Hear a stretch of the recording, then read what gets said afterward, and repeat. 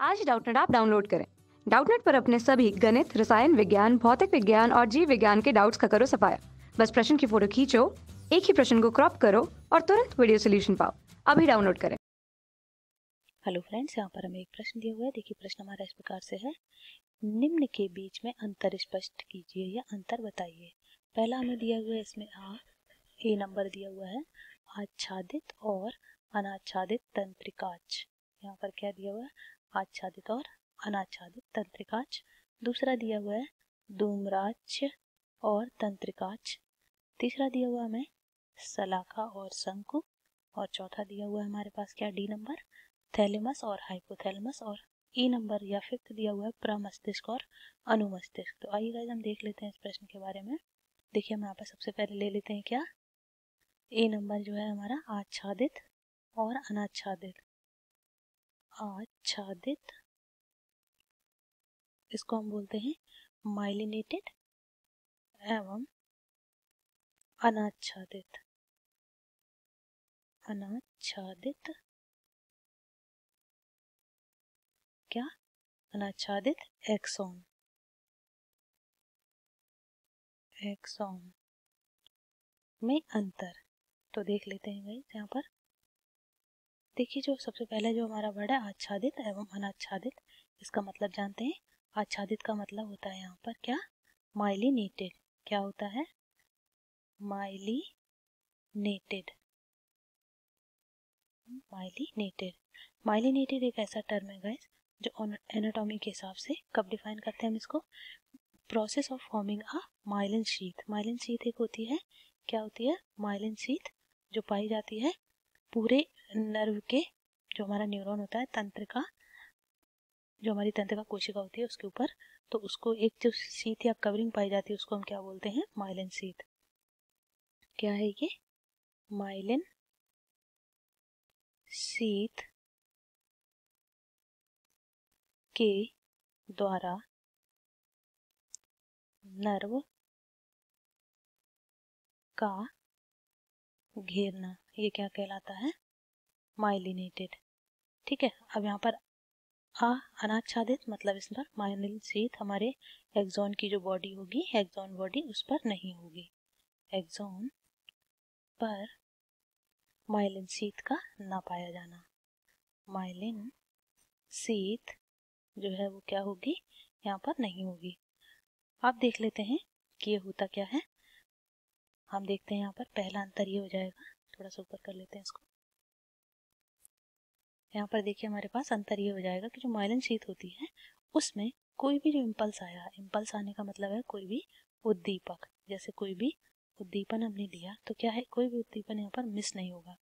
ठीक है, एक भी उद्दीपन क्या नहीं होगा, मिस नहीं होगा। और सभी उद्दीपन का तेज क्या होता है, रिप्लाई, या हम ये कहें कि तेज जवाब दिया जाता है। ये क्या है, माइलिनेटेड जो हमारे फाइबर हैं उनके द्वारा होता है। और जो हमारे क्या होते हैं, नॉन माइलिनेटेड, उनसे क्या होता है कि उद्दीपन कभी कभी, जो हमारे उद्दीपन होते हैं वो क्या करते हैं, कभी कभी उद्दीपन का जवाब देना क्या हो जाता है, मुश्किल कभी कभी, क्योंकि उनके पास सारे उद्दीपन नहीं पहुंचते। तो यहाँ पर क्या है, उद्दीपन का तेज जवाब जाता है क्योंकि सारे उद्दीपन पहुंच जाते हैं, और इसमें क्या है, नहीं पहुंचते हैं। तो ये था हमारा क्या, आच्छादित एवं अनाच्छादित एक्सॉन। अब दूसरा देख लेते हैं हमारे पास क्या है। तो ये दूसरा हमारे पास क्या हो जाएगा, ये हो जाएगा धूम्राक्ष एवं तंत्रिकाक्ष। इसी को हम क्या बोलेंगे, ये हो जाएगा हमारा, धूम्राक्ष का मतलब होता है एक्सॉन। क्या है ये, एक्सॉन। और ये जो तंत्रिकाक्ष है इसका मतलब होता है डेंड्रियाट्स। क्या है, डेंड्राइट्स। ये दोनों ही संरचनाएं हमारी जो होती हैं हम आपको बता देंगे ये किसमें पाई जाती हैं, तंत्रिका कोशिका में। देखिए हमने यहाँ पर एक क्या ले रखी है, तंत्रिका कोशिका ले रखी है। ये देखिए तंत्रिका कोशा, ये कैसी होती है देख लेते हैं। इसमें देखिए यहाँ पर ये जो ट्री जैसी स्ट्रक्चर है, ये जो निकली हुई है ये हमारी क्या है, ये है डेंड्राइट्स। छोटी छोटी ये जो बाल जैसी संरचनाएं दिखाई दे रही हैं ये सारी की सारी डेंड्राइट्स हैं। और बीच में ये जो इतना बड़ा स्ट्रक्चर है ये क्या है, सेल बॉडी है। क्या है ये, इसकी सेल बॉडी है। और ये हमारा क्या है, एक्सॉन। तो हमें क्या है, इन दोनों में ही अंतर बताना है, एक्सॉन और डेंड्राइट्स में। तो गाइस देख लेते हैं इसमें पहला अंतर क्या हो जाएगा। पहला अंतर हमारे पास हो जाएगा इसमें कि ये जो है, ये देखिए हमारी तंत्रिका कोशिका की संरचना थी, यहाँ पर हमने आपको बता दिया है। अब देखते हैं पहला अंतर इसमें। पहला अंतर क्या हो जाएगा कि ये क्या करती है, ये देखिए ये हमारा क्या है, पूरी ये सेल बॉडी है, ये इतनी संरचना, ये हमारी डेंड्राइट्स है। डेंड्राइट्स कैसी होती हैं, ये होती है नेचर में संवेदी। कैसी होती हैं, संवेदी। तो ये क्या करेंगी, ये सूचनाओं को लेंगी। तो यहाँ पर क्या होगा, ये सूचनाओं को लेंगी डेंड्राइट्स, और हम बता दें आपको, और ये जो यहाँ से फिर इनका क्या जाएगा, आंसर जाएगा। तो एक्सॉन जो है ये क्या करता है, ये जवाब देता है। तो ये संवेदी होता है। ये कैसा है, ये हमारा क्या है, चालक है। इसको हम क्या बोलेंगे, चालक। तो ये क्या करेंगी, ये इंफॉर्मेशन या सूचना को क्या करेंगी, मतलब सीएनएस से हमारे जो सेल बॉडी है, इस सेल बॉडी से क्या करेंगी, बाहर भेजेंगी। सेल बॉडी से बाहर प्रसारण, सूचना का बाहर प्रसारण होगा, मतलब एक तरह से रिप्लाई होगा। क्यों, क्योंकि एक्सॉन कैसी होती हैं, चालक होती हैं, और जो डेंड्राइड होती हैं, अब यहाँ पर बात कर लेते हैं डेंड्राइड्स के बारे में। ये क्या करती हैं, ये सूचनाओं को सेल बॉडी तक पहुंचाती हैं। इन्होंने क्या करा, सूचनाओं को सेल बॉडी तक पहुंचाया। ये जो हमारा सेल बॉडी है, ये यहाँ तक ये क्या करती हैं, सूचनाओं को पहुंचाती हैं। सेल बॉडी तक पहुंचाना इनका कार्य है, पहुंचाना। अब देख लेते हैं दूसरा अंतर इनमें ये हो जाएगा, ये स्मूथ सरफेस पाया जाता है इन पर। ये कैसी होती हैं, चिकनी सतह इन पर पाई जाती है एक्सॉन पर। और इनमें क्या है, ये कैसी होती है, ये थोड़ी रफ होती हैं। क्यों, क्योंकि इनमें सूचनाओं का आना जाना एक रोम की तरह संरचनाएं होती हैं। कैसी होती हैं, ये रफ या खुरदरी होती हैं, ये खुरदरी सतह होती है इनकी। तो सी नंबर हमें दिया हुआ है क्या, सलाखा एवं शंकु। अब देख लेते हैं सलाखा और शंकु क्या होती हैं। गाइस ये कोशिकाएं होती हैं या सेल्स होती हैं जो हमारी आंखों में पाई जाती हैं।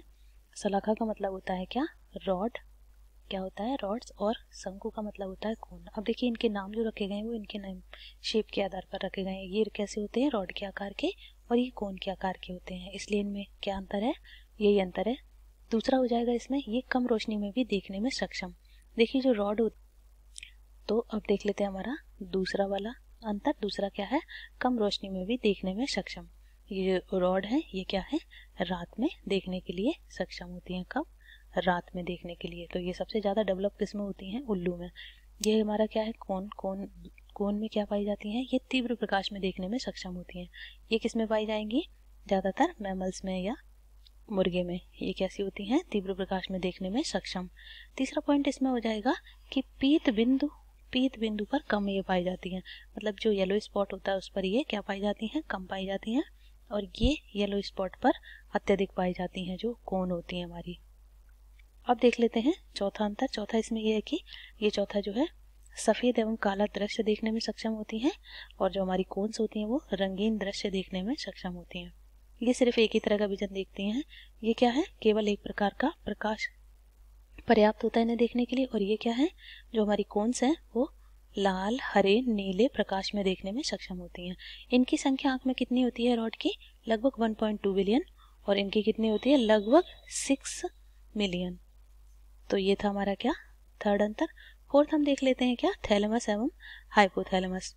तो देखिए थैलेमस और हाइपोथैलेमस, ये जो दोनों ही संरचनाएं, पहले तो हम ये बता दें आपको सर्वप्रथम कि ये दोनों ही कहाँ पाई जाती हैं, ये दोनों ही हमारे पाई जाती हैं अग्रभाग में। अग्रभाग क्या, मस्तिष्क के, किसके, मस्तिष्क के अग्रभाग में पाई जाती हैं। देखिए दो संरचनाएं होती हैं अग्रभाग में, पहला होता है क्या, सेरिब्रम, और दूसरा होता है डायंसेफेलॉन। डायंसेफेलॉन एक ऐसी संरचना है, उसका थैलेमस और हाइपोथैलेमस दो पार्ट होते हैं। तो थैलेमस जो है वो कैसा पार्ट होता है, डोर्सल पार्ट।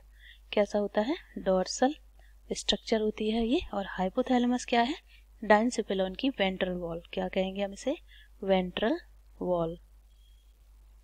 ठीक है, तो अब हम इसमें अंतर देख लेते हैं। दोनों ही, ये हमने सिमिलरिटी बताई थी कि ये पाए कहाँ जाते हैं, डायंसेफेलॉन में। कहाँ पर, डायनसिफिलॉन की ये दोनों ही संरचना है। सिफिलॉन, डायनसिफिलॉन में ये दोनों ही पाए जाते हैं। ये डोर्सल साइड पर और ये वेंट्रल। देखिए नाम से ही पता चल रहा है, हाइपो मतलब निचली सतह और थैलेमस है ये डोर्सल पृष्ठीय सतह। अब इसमें अंतर देख लेते हैं। पहला अंतर हमारे पास हो जाएगा क्या कि तो ये कहाँ पर पाई जाती हैं, ये मिड ब्रेन में पाई जाती हैं। कहाँ पर पाई जाएंगी, located in the centre of the brain. क्या करती हैं, ये सेंटर में पाई जाती हैं। तो देखिए यहाँ पर हम ये पहला तो अंतर बता ही चुके हैं कि ये क्या है, डायनसिफिलॉन जो हमारा होता है, जो हमारा फोर ब्रेन में पाया जाता है, या अग्र भाग जो मस्तिष्क का है उसका ये जो पार्ट है डायनसिफिलॉन, उसका ये डोर्सल साइड है। और ये क्या है, हाइपोथैलेमस वेंट्रल साइड। इसमें पहला अंतर ये हो जाएगा कि सेरिब्रम एवं मध्य मस्तिष्क को जोड़ता है ये संरचना। कौन सी, थैलेमस। लेकिन ये क्या करता है, ये थैलेमस की निचली सतह है। जैसा कि हमने बताया थैलेमस ऊपर है और हाइपोथैलेमस नीचे है डायनसिफिलॉन की संरचना में। तो ये हो गया हमारा पहला अंतर। अब दूसरा देख लेते हैं, ये क्या करता है, ये नींद, जागृति, जागना आदि नियंत्रित करता है। और ये क्या करता है, ये शरीर का ताप जैसे टेम्परेचर, और ये क्या है, भूख, थकान, सभी उपापचय क्रियाओं को नियंत्रित करता है। तीसरा इसमें ये हो जाएगा कि ये हमारा क्या है, ये एक भाग है तंत्रिका तंत्र का। यह सिर्फ तंत्रिका तंत्र में पाया जाता है जो हमारा थैलेमस है। और अगर हम बात करें हाइपोथैलेमस की तो ये तंत्र एवं अंतःस्रावी तंत्र दोनों का ही एक भाग है। दोनों को समन्वय यही कराता है।